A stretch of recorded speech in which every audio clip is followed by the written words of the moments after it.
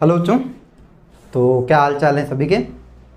तो आज से हम लोग अपना जो 11वीं का लेक्चर है वो फिर से स्टार्ट करने जा रहे हैं, ठीक है।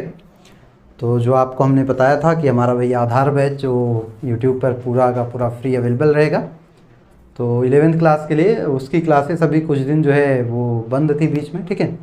थोड़ा टाइम इश्यू हो गया था, इस वजह से उसकी वजह से वो क्लासेस कंटिन्यू हो नहीं पाई। तो आज हम लोग जो है आज से 11वीं की क्लास को भी क्या करेंगे, कंटिन्यू करेंगे। तो आज हम लोग टॉपिक डिस्कस करेंगे। लास्ट लेक्चर आप लोग देख लीजिएगा। लास्ट लेक्चर में हम लोगों ने परमाणु भार और अणुभार की बातें की थी। तो आज के लेक्चर में जो पहला टॉपिक है वो हम लोग यही सीखेंगे कि परमाणु भार को ज्ञात करने की विधियां, है ना। परमाणु भार ज्ञात करने की विधियां कि कौन कौन सी विधियां हैं जिनसे आप परमाणु भार क्या कर सकते हो बेटा, ज्ञात कर सकते हो। Methods of calculation of atomic weight, है ना। परमाणु भार को ज्ञात करने की कौन कौन सी विधियां हैं उनके बारे में हम लोग बात करेंगे। तो परमाणु भार को ज्ञात करने की जो विधियां हैं उन विधियों में अगर हम बात करें तो सबसे पहले ध्यान दीजिएगा।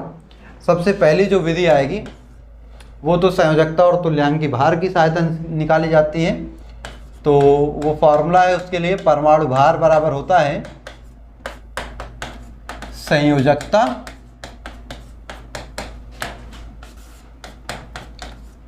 गुणे तुल्यांकी भार। किसी भी तत्व की संयोजकता को जब उसके तुल्यांकी भार से भाग दे देते हैं तो क्या आ जाता है बेटा, वो परमाणु भार आ जाता है। संयोजकता गुणे तुल्यांकी भार, ठीक है। जैसे आपसे कह रहा है क्वेश्चन, कह देगा कि एक त्रिसंयोजी परमाणु का तुल्यांकी भार 9 है तो इसका परमाणु भार क्या होगा। है इस परमाणु का या इस तत्व का परमाणु भार, इस तत्व का परमाणु भार बताइए। जिस तत्व का ये परमाणु है उस तत्व का परमाणु भार बताइए। तो बहुत सिंपल सा हल है इसका, क्या कि भैया परमाणु भार बराबर सूत्र अभी बताया,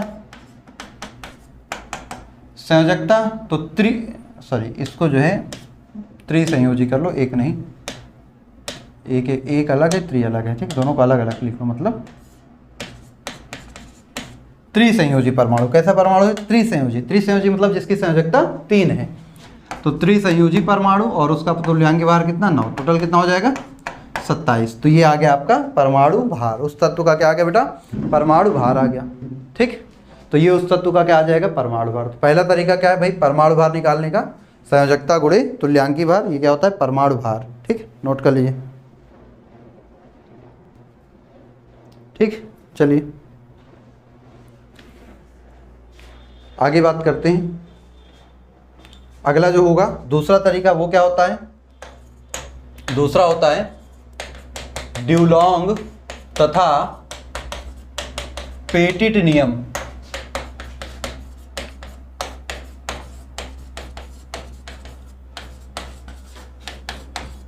ड्यूलॉन्ग एंड पेटिट्स लॉ। तो ड्यूलॉन्ग एंड पेटिट्स नियम क्या है, ध्यान दीजिएगा। सिंपल सी कहानी ये है। इसमें क्या होता है, इसमें परमाणु भार निकालने के लिए परमाणु भार, देखिए एक सूत्र होता है, परमाणु भार गुणे उस तत्व की विशिष्ट ऊष्मा। किसी तत्व का परमाणु भार और उसकी विशिष्ट ऊष्मा का जो गुणनफल होता है वो लगभग 6.4 के बराबर होता है, लगभग 6.4 के बराबर होता है। तो यहीं से हम परमाणु भार निकाल सकते हैं। कैसे, परमाणु भार बराबर बेटा क्या हो जाएगा, 6.4 बटे विशिष्ट ऊष्मा, 6.4 बटे विशिष्ट ऊष्मा। ये फार्मूला है। अच्छा, इसमें नोट याद रखिएगा एक इंपॉर्टेंट पॉइंट, यह नियम केवल ठोसों पर लागू होता है। किस पर लागू होगा बेटा? ठोसों पर लागू होता है, मतलब ठोस पदार्थों का या ठोस जो तत्व होंगे उन्हीं पर हम क्या करेंगे, इसको अप्लाई कर सकते हैं। और उसमें भी कुछ अपवाद हैं। अपवाद क्या हैं? ये किस पर नहीं लगेगा? बोरॉन पे नहीं लगेगा, बेरिलियम पे नहीं लगेगा, सिलिकॉन पे और कार्बन पे। इन चारों ठोस तत्वों को छोड़कर बाकी सभी पर ये क्या होता है? अप्लाई होता है। और यहाँ पे जो विशिष्ट ऊष्मा का मात्रक लेना है हमें, विशिष्ट ऊष्मा का जो मात्रक होगा, विशिष्ट ऊष्मा जो रहेगी वो किस में रहेगी? वो रहेगी डिग्री सेल्सियस कैलोरी पर ग्राम।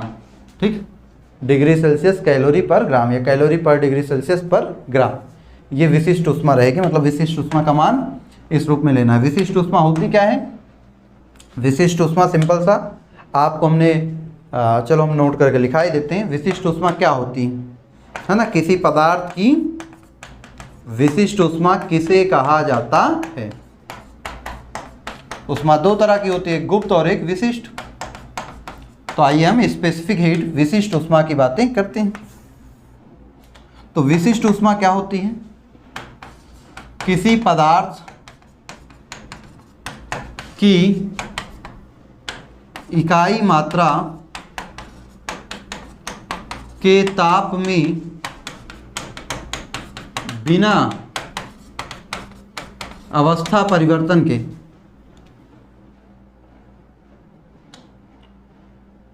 या हम ऐसे कहते हैं किसी पदार्थ की इकाई मात्रा की बिना अवस्था परिवर्तन के ताप में 1 डिग्री सेल्सियस की वृद्धि करने के लिए आवश्यक ऊष्मा की मात्रा, आवश्यक ऊष्मा की मात्रा उसकी क्या कहलाती है बेटा?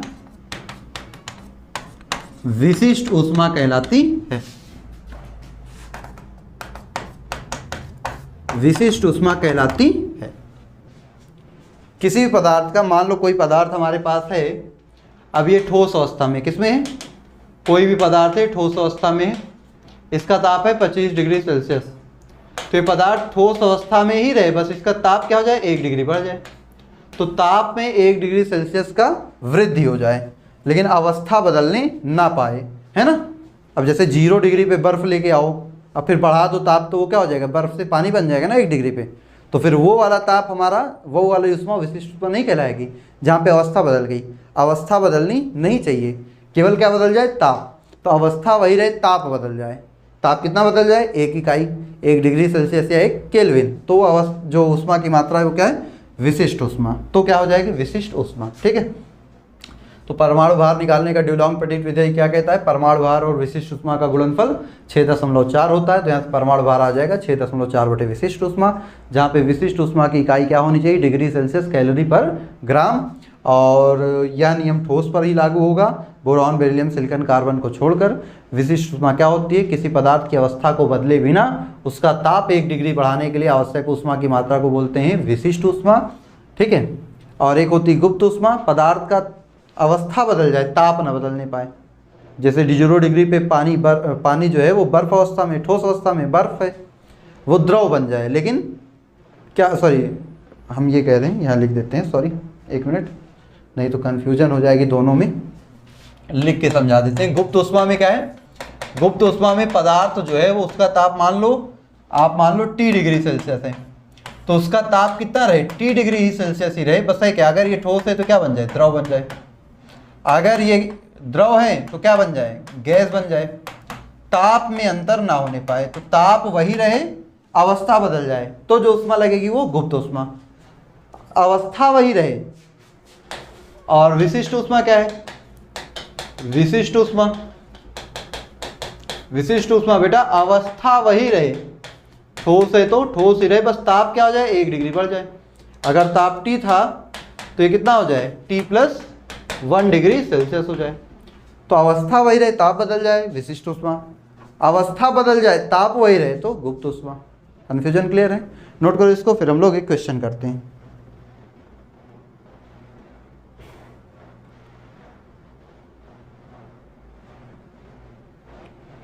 चलिए, तो क्वेश्चन ये है, क्वेश्चन क्या कहता है, कह रहा है एक धातु का तुल्यांकी भार 103.6 है। यदि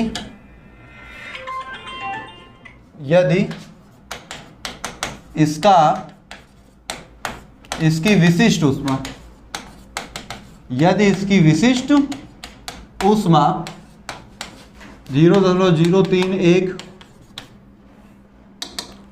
डिग्री सेल्सियस कैलोरी पर ग्राम है, तो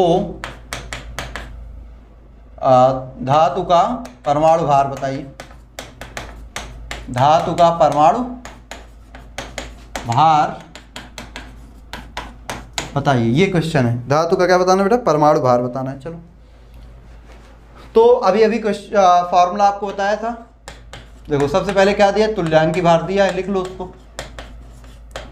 तुल्यांकी भार है 103.6। इसकी विशिष्ट ऊष्मा है 0.031 डिग्री सेल्सियस कैलोरी पर ग्राम। तो परमाणु भार क्या हो जाएगा? परमाणु भार हो जाएगा बेटा 6.4 बटे विशिष्ट ऊष्मा। अब यही फार्मूला तो दिखा था। अगर इसको हम इससे काटते हैं तो देखते हैं कितना आता है। डिवाइड कर लेते हैं बेटा, 1 मिनट, इसको हम डिवाइड कर लेते हैं, है ना। तो इसको डिवाइड करेंगे तो यह आ जाएगा 6.4 बटे 0.031, ये आ जाएगा 206.45, ये आ गया।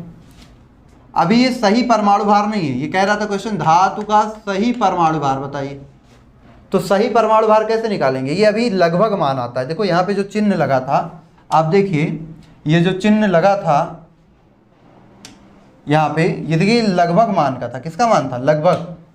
यहाँ पे चिन्ह लगा है ना लगभग का। किसका चिन्ह लगा है? लगभग का। तो लगभग का चिन्ह लगा है, ये लगभग मान है। ये कैसा मान है? लगभग मान है। तो आइए देखते हैं इसके आगे की कहानी, ठीक है। तो इसके आगे की कहानी क्या हो जाएगी? ध्यान दीजिए, परमाणु भार बराबर ये हो जाएगा, तो इसके आगे की कहानी क्या होगी? ध्यान दीजिए, इसके आगे की कहानी हो जाएगी, फिर से आप निकालेंगे, ये तुल्यांकी भार वाला फार्मूला लगाएंगे। एक फार्मूला जैसा ना, परमाणु भार बराबर संयोजकता गुणे तुल्यांकी भार, यही था। तो पहले हम एग्जैक्ट संयोजकता निकालेंगे। चलो, संयोजकता कितनी हो जाएगी? तो भाई यहां से संयोजकता का जो मान होगा वो आ जाएगा परमाणु भार बटे तुल्यांकी भार। क्या आ जाएगा? परमाणु भार बटे तुल्यांकी भार। परमाणु भार है 206.45, तुल्यांकी भार है 103.6। तो अगर इसको आप डिवाइड करते हैं तो देखिएगा लगभग ये कितना आता है। इसको निकालते हैं बेटा, तो ये आ जाएगा 206.45 बटे 103.6। तो ये आ रहा है कितना? 1.99। और भाई 1.99 संयोजकता तो होगी नहीं, तो ये कितनी हो जाएगी? 2। तो ये आ गई एग्जैक्ट संयोजकता। क्या आ गई? एग्जैक्ट संयोजकता आ गई। अब आपका सही परमाणु भार आ जाएगा। अब आपका सही परमाणु भार यहाँ से क्या होगा? कैसे? सही परमाणु भार के लिए फिर से वही फार्मूला लगाइए। अब आपको एग्जैक्ट संयोजकता मिल चुकी है, संयोजकता गुणे तुल्यांकी भार, ये सही परमाणु भार है। एग्जैक्ट संयोजकता कितनी है? 2, और ये 103.6, तो आ जाएगा 207.2। यही आपका आंसर हो जाएगा सही परमाणु भार का। ठीक है, नोट कर लीजिए इसको। ठीक बेटा, चलिए, तो इस तरह से ये कहानी होती है। ठीक है, तो ये सही परमाणु भार आपका ये आ गया। ठीक, पहला वाला परमाणु भार सही क्यों नहीं था? क्योंकि हमने आपको बताया, क्योंकि ये लगभग मान होता है। तो लगभग मान जो फॉर्मूला है, ये लगभग मान है। ये वाला परमाणु भार भाई यहाँ चिन्ह कैसा लगा रहता है? लगभग। तो इस वजह से लगभग मान आएगा। फिर संयोजकता निकाल के फिर से वही दोबारा फार्मूला लगाएंगे, तब जाके हमें यथार्थ मान मिलेगा। ये लगभग मान है, ठीक। नोट कर लीजिए। फिर अगले विधि पे चलते हैं, अगला विधि देखते हैं। चलिए अगला, फिर इसके बाद एक और विधि आएगी जिसे हम लोग क्या बोलेंगे, विशिष्ट ऊष्मा विधि कहेंगे। क्या बोलेंगे, विशिष्ट ऊष्मा विधि, स्पेसिफिक हीट मेथड।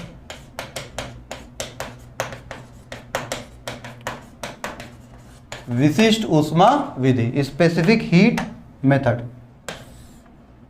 तो स्पेसिफिक हीट मेथड में क्या होगा, ध्यान दीजिए। अगर आप यहां समझें तो विशिष्ट ऊष्मा विधि की कहानी ये हो जाएगी कि आपके पास जो सीपी होगा, सीपी का मतलब होता है स्थिर दाब पर ऊष्माधारिता। क्या होता है बेटा, स्थिर दाब पर ऊष्माधारिता। और बटे सीवी होगा, वो गामा के बराबर होता है। ये एक फॉर्मूला होता है, CP upon CV equal to gamma.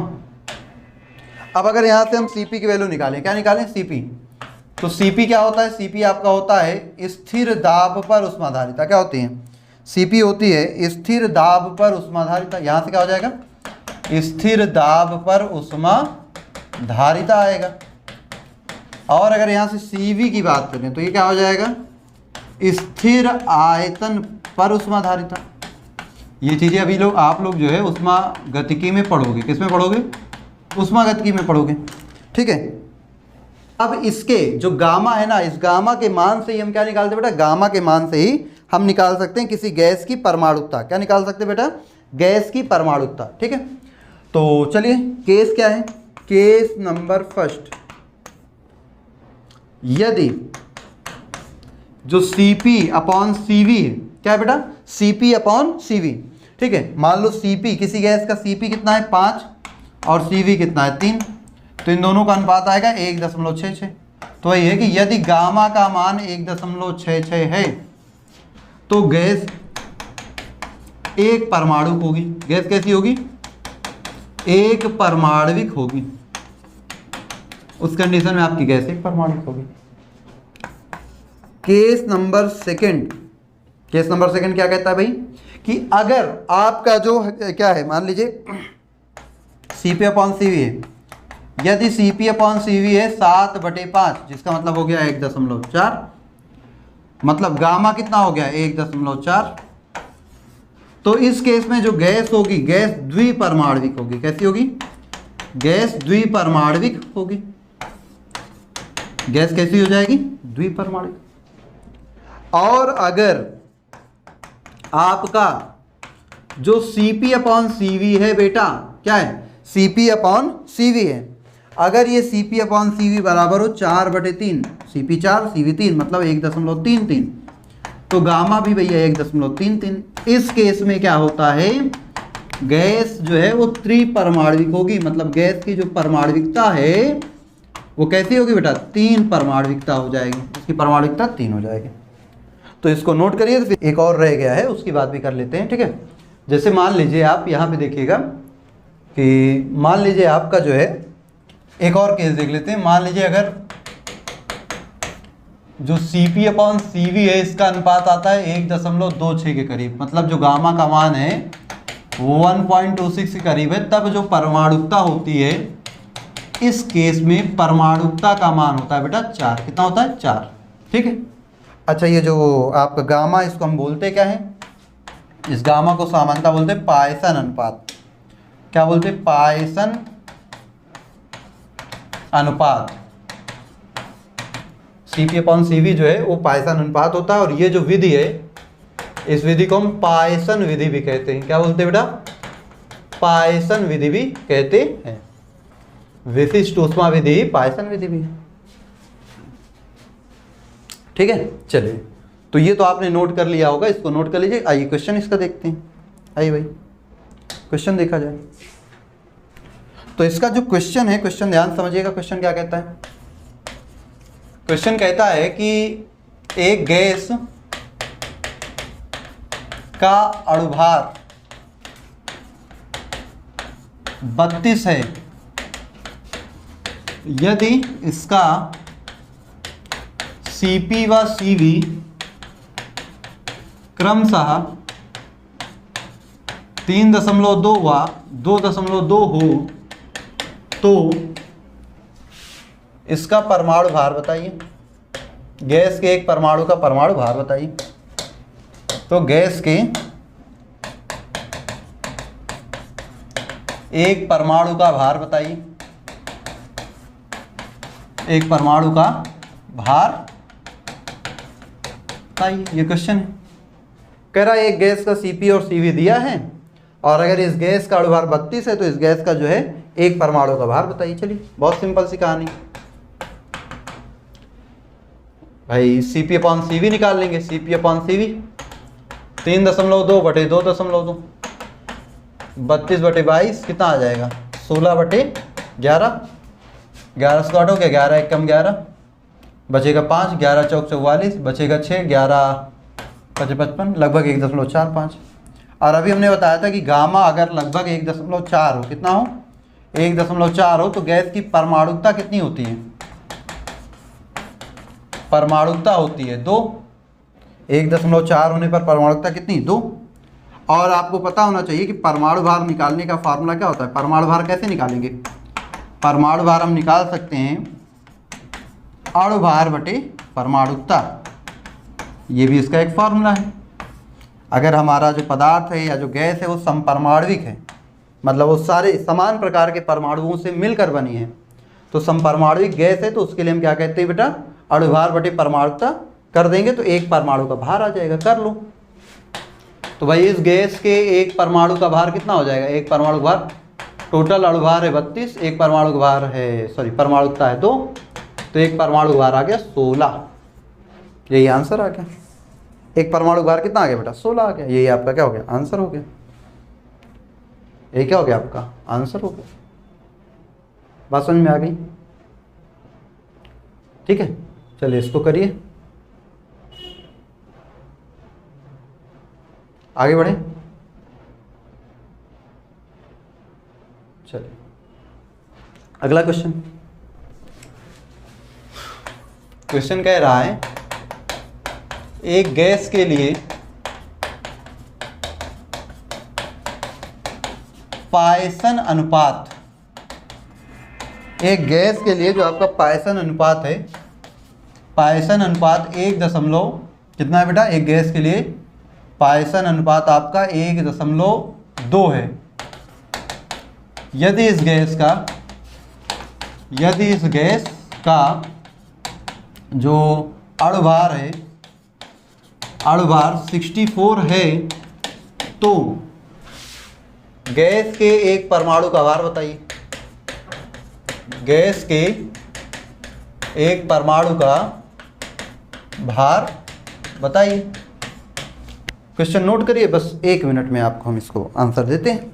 ठीक, तो चलिए भाई क्वेश्चन आप लोगों ने नोट कर लिया होगा, आइए देखते हैं। तो इस क्वेश्चन का बहुत सिंपल सा हल है। क्या है भैया? आपको पायसन अनुपात का मान 1.2 के लगभग दिया है। 1.2 के लगभग पायसन अनुपात का मान होता है तो परमाणुकता कितनी हो जाती है? 4। और गैस का अणुभार दिया है, अणुभार दिया 64 है, परमाणुकता 4, अणुभार 64। तो आप एक परमाणु का परमाणु भार नहीं बता सकते? बिल्कुल बता सकते सर। क्या हो जाएगा? अणुभार बटे परमाणुकता, अणुभार बटे परमाणुकता। अणुभार कितना? 64, परमाणुकता कितना? 4, टोटल 16। बात समझ में आ गई? तो जब आप क्या करेंगे बेटा, किसी भी आप पदार्थ के लिए देखेंगे तो उसका पायसन अनुपात है तो उससे परमाणुकता पता चल जाएगी। और अगर उस पूरे का अणुभार पता है तो आप क्या कर देंगे? अणुभार बटे परमाणुकता, वही आपका क्या आ जाएगा? परमाणु भार। वही आपका क्या आ जाएगा? परमाणु भार। नोट कर लीजिए इसको, फिर आगे देखते हैं। तो चलिए बेटा ये नोट हो गया होगा। चलिए अब अगली जो परमाणु भार ज्ञात करने की विधि है वो होती कैनी-जारो विधि। क्या है? कैनी-जारो विधि, शायद ये चौथी विधि है ना, कैनी-जारो मेथड। कैनी-जारो मेथड। तो कैनी-जारो विधि क्या होती है? ध्यान से समझिएगा। किसी तत्व का परमाणु भार वह अधिकतम मात्रा है, वह अधिकतम मात्रा है जो उसके किसी यौगिक में उपस्थित होती है, जो उसके किसी यौगिक में उपस्थित होती है। ये कहना था कैनिजारो का। कैनिजारो क्या कहना था? कहना था कि किसी भी परमाणु की, किसी भी परमाणु का या किसी तत्व का परमाणु भार वो संख्या होती है जो उसके किसी यौगिक में क्या है, उपस्थित होती है। तो एक क्वेश्चन से समझ लेते हैं तो बेहतर समझ आएगा। क्वेश्चन कह रहा है CH4 का परमाणु भार 16 है, इसमें कार्बन द्रव्यमान अनुसार द्रव्यमान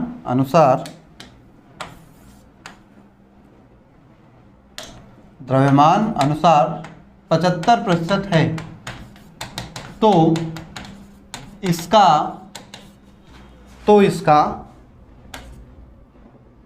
सॉरी यहाँ परमाणु नहीं अणुभार होगा ना, CH4 का अणुभार, CH4 का अणुभार, ठीक है। तो इसका परमाणु भार बताइए, तो इसका परमाणु भार बताइए। चलिए तो हल देखा जाए। हल क्या है भैया? बहुत सिंपल सा, कार्बन का द्रव्यमान कितना हो जाएगा, अणुभार गुणे कार्बन की प्रतिशत मात्रा, यही तो हो जाएगा ना। कैनिजारो ने क्या कहा कि किसी तत्व का परमाणु भार वह संख्या है जो कि उसके किसी यौगिक में उपस्थित होती है। तो भाई मेथेन का अणुभार है 16, जिसमें 75% है कार्बन। भाई 16 में 75% कार्बन है, तो 16 गुणे 3/4, 4 चुके 16, 4 3 12 कार्बन का परमाणु भार क्या आ जाएगा, 12। इस तरह से तो किसी तत्व का परमाणु भार वह संख्या होती है जो कि उसके किसी यौगिक में क्या हो, उपस्थित होती है। वह अधिकतम संख्या होती है, वह अधिकतम मात्रा होती है जो कि उसके किसी यौगिक में क्या होती है, उपस्थित होती है। तो बेटा परमाणु भार निकालने का तरीका हो गया, ठीक है। अणुभार गुणे उसकी अधिकतम मात्रा, यही होता है। नोट कर लीजिए, फिर आगे बढ़ते हैं।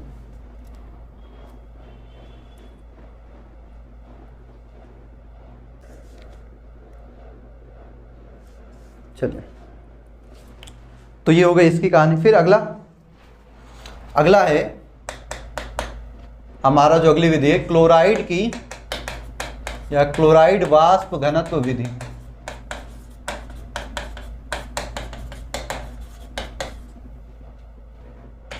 Chloride vapour pressure method. Chloride vapour pressure, chloride की वाष्प घनत्व विधि। देखिए, तो क्लोराइड की वाष्प घनत्व विधि क्या हो जाएगी, ध्यान समझिएगा।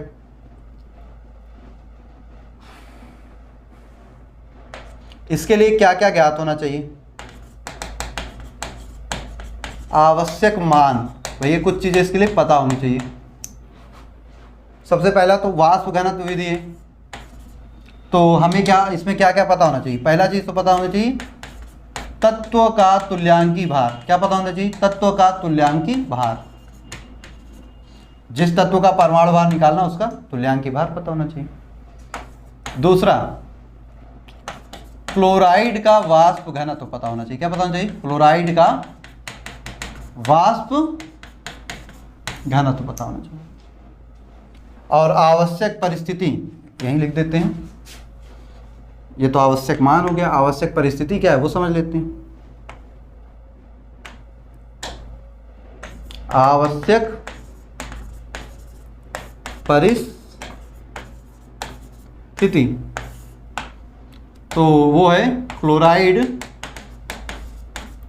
वाष्पशील होना चाहिए। जो भी आपका क्लोराइड हो कैसा होना चाहिए,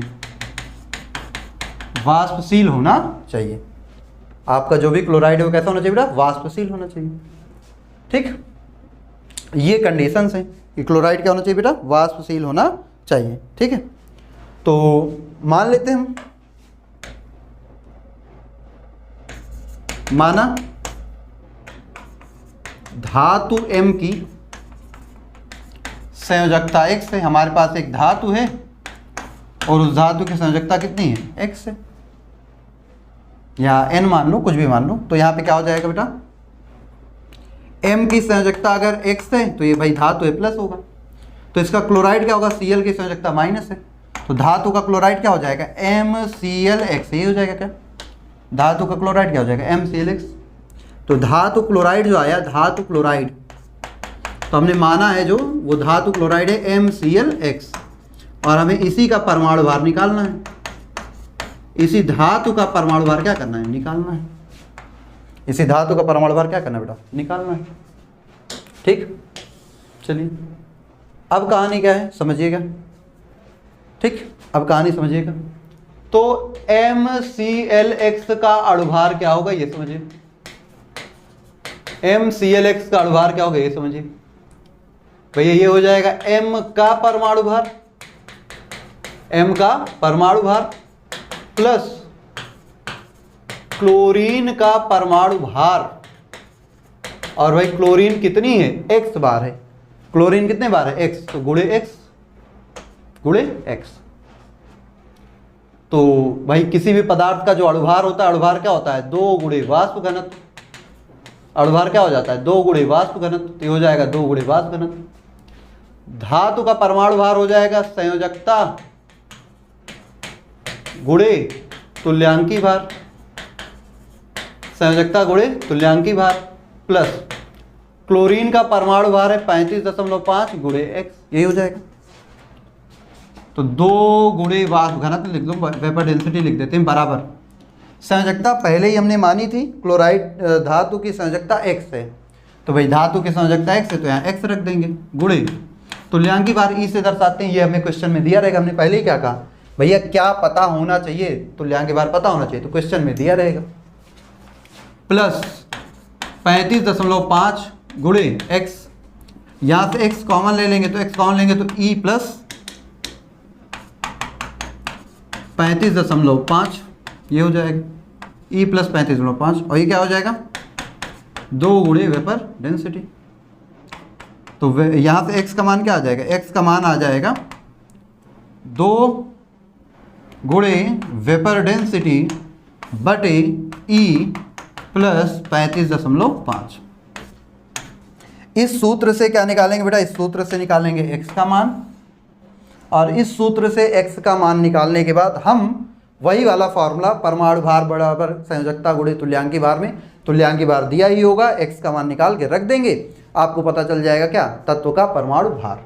तो ये है क्लोराइड वाष्प घनत्व विधि। इसमें हमें पता होना चाहिए तत्व का तुल्यांकी भार, क्या पता होना चाहिए, तत्व का तुल्यांकी भार पहले से पता होना चाहिए, क्लोराइड का वाष्प घनत्व पता होना चाहिए, और क्लोराइड जो है वो हमारा वाष्पशील होना चाहिए। संयोजकता मान लिया हमने x है, तो क्लोराइड जो बना वो क्या बना, MClX। तो MClX में m का ही परमाणु भार पता करना है, तो MClX का अणुभार होगा m का परमाणु भार प्लस क्लोरीन का परमाणु भार, और क्लोरीन कितने बार है, x बार, x, तो 2 गुणे वाष्प घनत्व तो अणुभार का सूत्र बराबर संयोजकता गुणे तुल्यांकी भार परमाणु भार का सूत्र प्लस क्लोरीन का परमाणु भार ये गुणे x। तो सॉल्व करके निकाला तो ये आ गया फार्मूला। नोट करिए इसको, फिर हम लोग आगे बढ़ते हैं। चलिए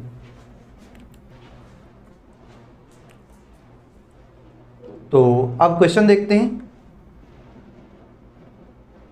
क्वेश्चन देखा जाए, चलिए। तो क्वेश्चन क्या कहता है, क्वेश्चन कहता है कि एक धातु का तुल्यांकी भार 3.82 है, यदि इसके वाष्पशील क्लोराइड, यदि इसके वाष्पशील क्लोराइड का वाष्प घनत्व, क्या कहता है, कह रहा है यदि इसके वाष्पशील क्लोराइड का वाष्प घनत्व, ठीक है, कितना मान लेते हैं 79 है, तो धातु का परमाणु भार बताइए। धातु का परमाणु भार बताइए। ठीक, चलिए तो भाई तुल्यांकी भार आपको ई का मान दिया है 3.82, वाष्प घनत्व दे दिया कितना 79। चलिए फॉर्मूला क्या है, फॉर्मूला भाई संयोजकता निकालते हैं हम फॉर्मूले से। तो संयोजकता निकालने का फॉर्मूला क्या है, x बराबर 2 गुणे वाष्प घनत्व बटे ई प्लस 35.5। फॉर्मूले में वैल्यू रखिए 2 गुणे 79 बटे ई कितना 3.82 प्लस ये कितना 35.5। तो 9 दूनी 18, 7 दूनी 14, 1 15 बटे इसको देखेंगे तो 2 5 8 5 13 3 हासिल 1 7, यही आएगा क्या। और इसको कैलकुलेट कर लेते हैं। अच्छा ये सॉरी, ये तो 3 था ना, इतना ज़्यादा कैसे, सॉरी सॉरी सॉरी, ये हो जाएगा 39.32। ये तो 39.32 से अगर हम काटते हैं इसको बेटा तो कितना आ जाएगा देखते हैं, 158 डिवाइडेड बाई 39.32, तो ये आ जाएगा बेटा 4। ये कितना आ जाएगा 4। तो संयोजकता का मान कितना आ गया, संयोजकता आ गई 4। संयोजकता जो है वो कितनी आ गई, वो आ गई 4। तो अब परमाणु भार का सूत्र लगा दीजिए। परमाणु भार बराबर क्या होता है, परमाणु भार बराबर होता है संयोजकता गुणे अणु भार। तो संयोजकता है 4, अणुभार है कितना, अणुभार कह रहे हैं तुल्यांकी भार, सॉरी बेटा सॉरी सॉरी, तुल्यांकी भार कहाँ दिमाग, तुल्यांकी भार ना, तुल्यांकी भार। तो ये हो जाएगा 3.82। तो 4 दूनी 8, 8 चौक 32, 4 3 12, 12 3 15। तो ये आ गया परमाणु का परमाणु भार। ये क्या आ गया बेटा, उस परमाणु का परमाणु भार। ठीक, तो ये सारी जो विधियां हैं ये सारी क्या है बेटा, परमाणु भार को ज्ञात करने की विधियां हैं। ये सारी क्या हैं, परमाणु भार को ज्ञात करने की विधियां हैं। अभी इसमें एक और भी होता है समाकृतिकता का नियम, लेकिन उसका उतना ज़्यादा यूज मिलेगा नहीं आपको, तो उसके बारे में हम लोग डिस्कस नहीं करते हैं। तो ये जो आज हमने पढ़ी ये सारे क्या है, परमाणु भार को ज्ञात करने की विधियां हैं। ठीक है, इतनी चीज़ें आप समझ गए हो। तो फिर आज का लेक्चर यहीं तक रखेंगे हम लोग, और इसके बाद जो है, इसके बाद हम लोग मोल की शुरुआत करेंगे अगली क्लास से। ठीक है, तो आज की क्लास यहीं तक रखेंगे। इन सारी चीज़ों को नोट कर लीजिएगा, और इसकी नोट्स जो है आपको टेलीग्राम पर हम अवेलेबल करा देंगे। ठीक, तो चलिए फिर आज की क्लास यहीं तक रखते हैं, फिर मिलते हैं अगली क्लास में। तब तक के लिए सभी को बाय बाय।